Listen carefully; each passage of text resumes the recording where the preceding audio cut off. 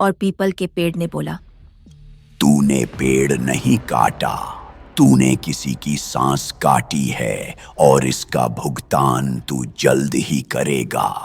रघु सेठ अचानक से घबराकर उठकर बैठ जाता है और देखता है तो आसपास कोई नहीं होता है। रामपुर गांव के बाहर एक बहुत पुराना पीपल का पेड़ था। इतना पुराना कि किसी को याद भी नहीं था कि उसे कब लगाया गया था। उसी गांव में एक कल्लू नाम का नौजवान रहता था। कल्लू गरीब था, मगर दिल का बहुत साफ था। कल्लू इतना गरीब था कि कई बार उसके घर में एक वक्त की रोटी भी सपना बन जाती थी। माँ, आज खाने में क्या है?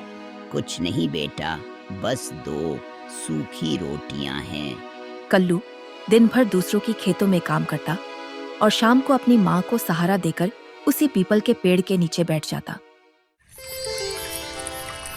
कल्लू की माँ अक्सर कहती कि बेटा, इस पेड़ की छाया में बैठते ही मेरा मन हल्का हो जाता है।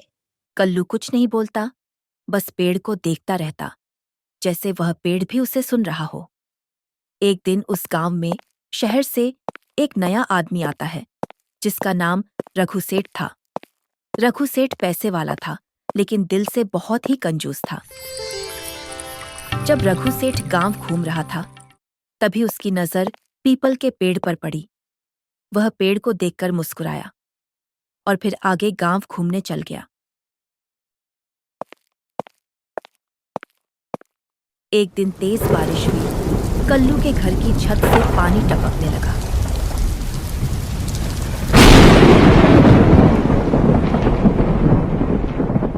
तब कल्लू अपनी माँ को लेकर उसी पीपल के नीचे आकर बैठ गया। कल्लू की माँ कांपते हुए बोली, बेटा, आज अगर यह पीपल का पेड़ ना होता तो हम कहाँ जाते और हमारा क्या होता बेटा?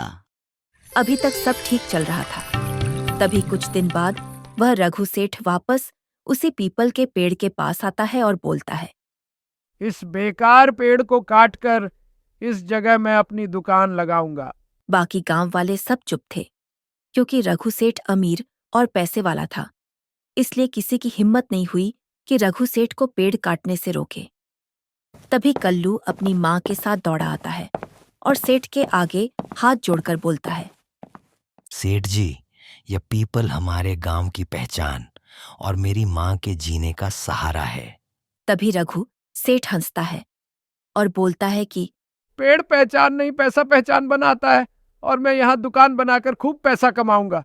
बेटा, इस पेड़ की छाया में ही मैं जिंदा हूँ। लोग घर बनाते हैं ईंट पत्थर से, लेकिन मैंने अपनी पूरी जिंदगी इस पेड़ की छाया के सहारे काट दी। रघु सेठ मुंह फेर लेता है और बाकी के लोग कुल्हाड़ी से पेड़ काटने लग जाते हैं। और कल्लू की माँ बोली, अगर मैं कल इस दुनिया में ना रहूं बेटा, तो इस पेड़ से कहना कि इसने मुझे बहुत सुकून दिया है। और कुछ दिन बाद कल्लू की माँ इस दुनिया को और कल्लू को अकेला छोड़कर इस दुनिया से चली जाती है। लेकिन कल्लू रोया नहीं, बस चुप हो गया। और कुछ दिनों बाद रघु सेठ की दुकान वहां बन गई। लेकिन दुकान में कोई बरकत नहीं हुई, क्योंकि कोई भी गांव वाला रघु सेठ के दुकान पर सामान खरीदने नहीं जाता। रघु सेठ एक रात सो रहा था। तभी उसके सपने में वह पीपल का पेड़ आया और पीपल के पेड़ ने बोला, तूने पेड़ नहीं काटा, तूने किसी की सांस काटी है और इसका भुगतान तू जल्द ही करेगा। रघु सेठ अचानक से घबराकर उठकर बैठ जाता है और देखता है तो आसपास कोई नहीं होता है। फिर अगली सुबह रघु सेठ कल्लू के सामने हाथ जोड़कर खड़ा हो जाता है और बोलता है, कल्लू भाई, हो सके तो मुझे माफ कर देना। मैं समझता था कि पैसा ही सब कुछ होता है।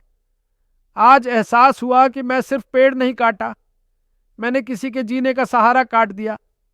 आज मुझे ये एहसास हुआ कि खामोश आंसू सबसे महंगे होते हैं। कल्लू पहली बार आंख उठाकर देखा और बोला, पेड़ तो मर गया सेठ जी, लेकिन उसकी यादें अभी भी मेरे दिल में जिंदा हैं।